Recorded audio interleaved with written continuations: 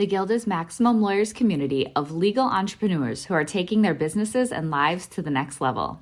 As a Guild member, you'll build relationships, be held accountable, and learn strategies specifically designed to get you unstuck and accelerate your plan for growth.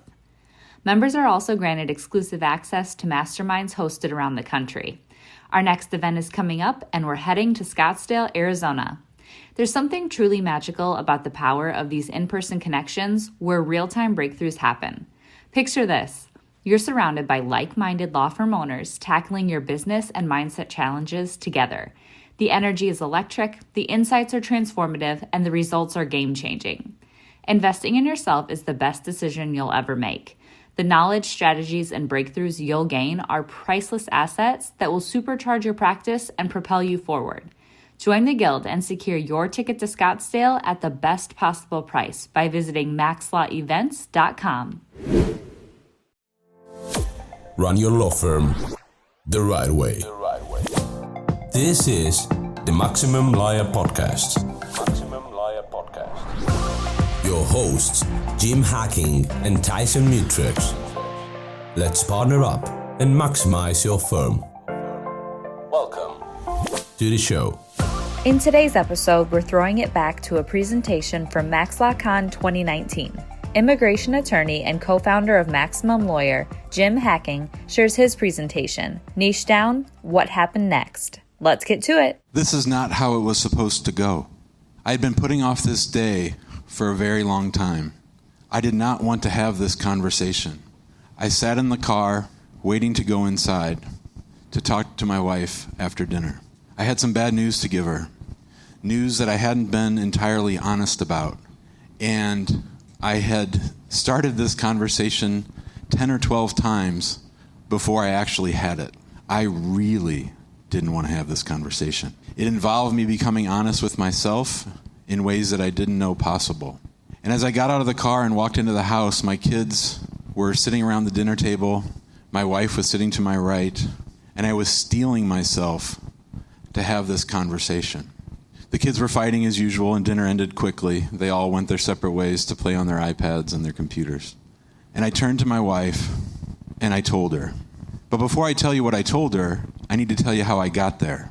I was born 5 minutes from here. Many of you came from very far, and I forgot to give a shout-out to my man, Richard Auger, coming from Canada. Richard, thanks for being here, everybody. And I grew up in St. Louis, and I grew up in a very Catholic community. And I lived on a very Catholic street. We knew everybody on the street who wasn't Catholic, and everyone thought they were weird. At the end of the street was our church, and I was an altar boy, a Boy Scout. I did everything that I was supposed to do.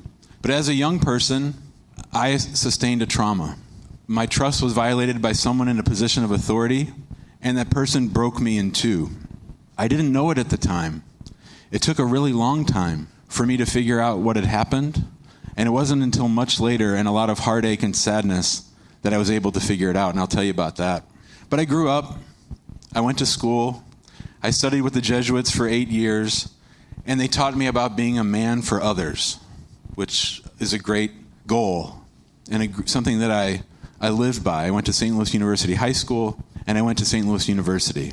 And because I was broken, I ate, and I ate, and I ate, and I ate. By the time I graduated from high school, I weighed about 200 pounds. 4 years later, when I graduated from college, I weighed 320 pounds. I was isolated. I was alone. I had a few friends, but I was miserable, and I was sad, and I was broken. So what would somebody in that situation do? They would go study to become a priest. And I moved to Denver, Colorado. I found my geographic cure. I was going to move to Denver, and I was going to save the world. Lucky for me, I had the best novice master you could ever ask for. So I lived in community with 8 other guys. We lived in this big old empty house in Denver. And our novice master was a guy named Ralph Hughes.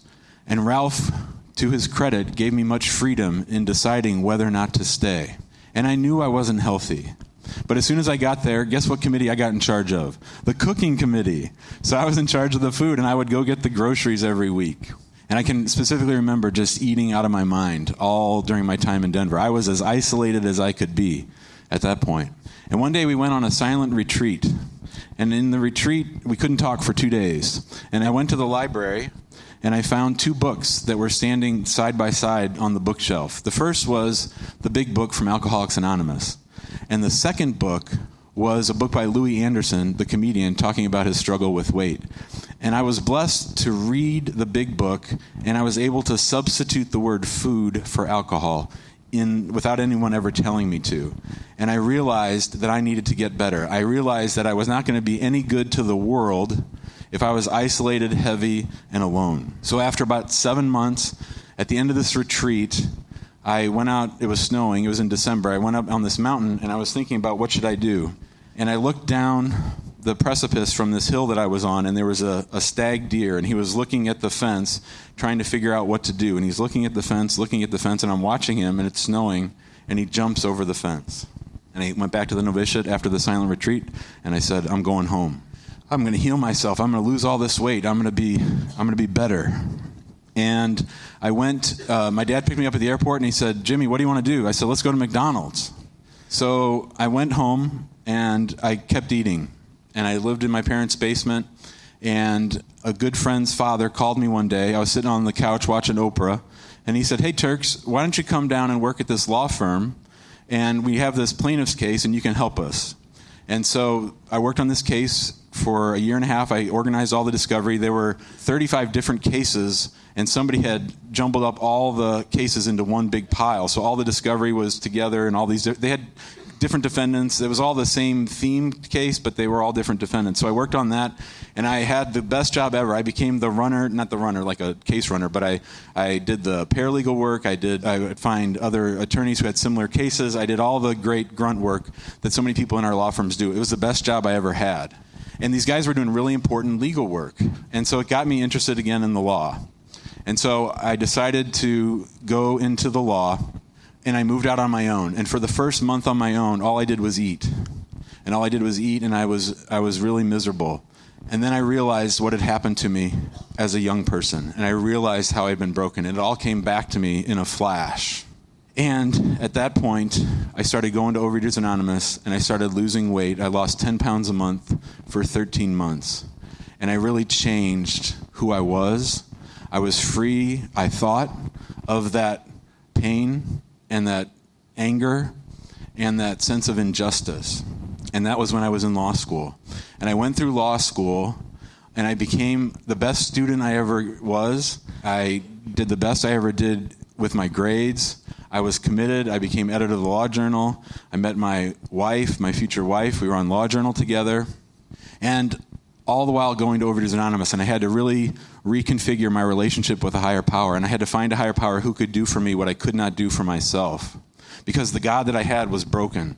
The image I had of a higher power wasn't working for me, and I needed to find something that I could rely on.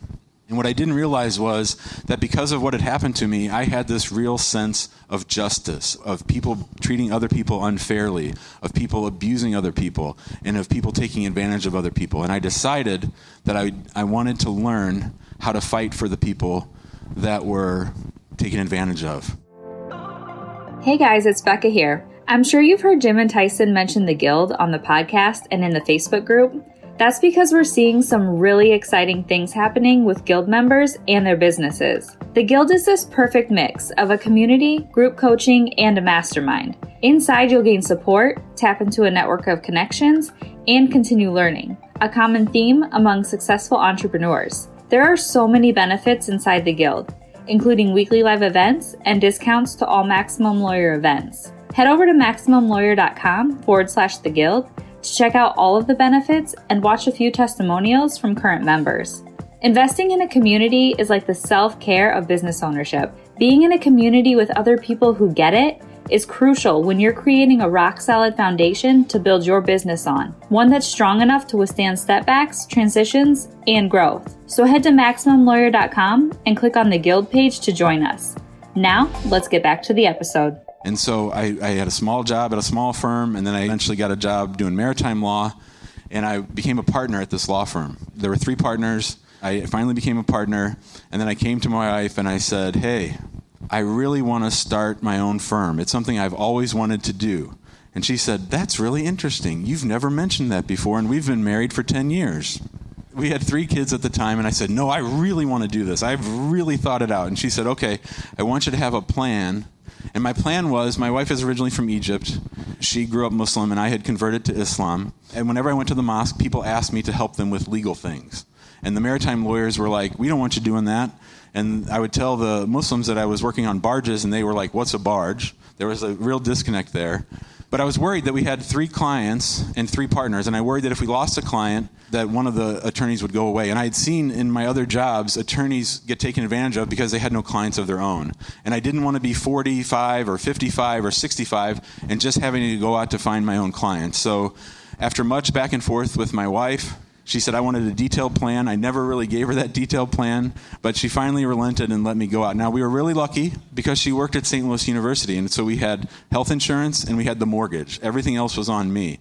And so at first, I was there right there with many of you doing whatever came in the door. If someone could breathe, that was my client, and I took everything that I could. But it became clear after a while that most of my work was coming from the immigrant community and that most of the interest was immigration. But I got involved in 2 cases that led me to that place where I told you when I was at the dinner table with Amani. The first case was for an African-American fellow named Cedric. Cedric had been picked up by the St. Louis Police Department for stealing a 6-pack of beer from a gas station down on Jefferson. And when he got to the police station, they said, Cedric, you're Corey. And he said, no, I'm Cedric. And they said, no, you're Corey. And then they locked him up as Corey, and he spent 7 months in the St. Louis City jail, which is a real hellhole, for 7 months until he was eventually released. And so I wanted to bring an action against the police for his wrongful incarceration. And during the course of that, we found out that this had happened like 80 times. And we were working with the newspaper and got a story out of it. And I sunk about 300 hours of my time into this and a lot of money into it. And the federal judge, Audrey Fleissig, granted summary judgment in favor of the police department, basically saying that these 2 black guys looked alike, so no harm, no foul, hacking you lose.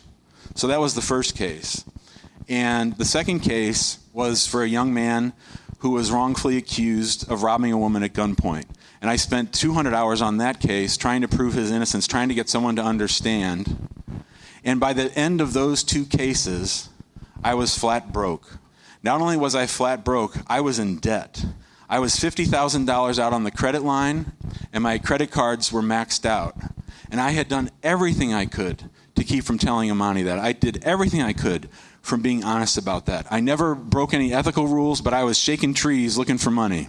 And it was the worst time of my life. And I had talked to my counselor and talked to my therapist about how am I going to have this conversation.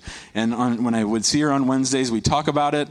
I'd get all steeled up, and then I'd come back the next Wednesday, and she'd say, do you have that conversation yet? I'd say, no, not yet. No, not yet. And it's one of the biggest things of shame in my life that I wasn't honest with Amani. And I had to get through that shame. I had to face that honesty before anything else could improve. Dan Sullivan says that no progress occurs unless you're first honest. The big book requires honesty in the first 3 steps.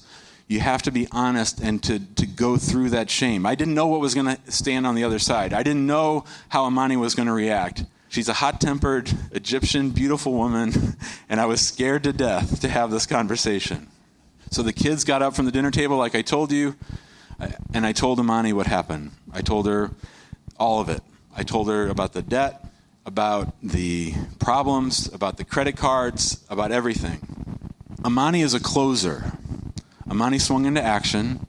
We dragged out the books. We started digging. We figured out where I went wrong. I had spent basically 500 hours on 2 cases that generated 0 income. No small firm can sustain that.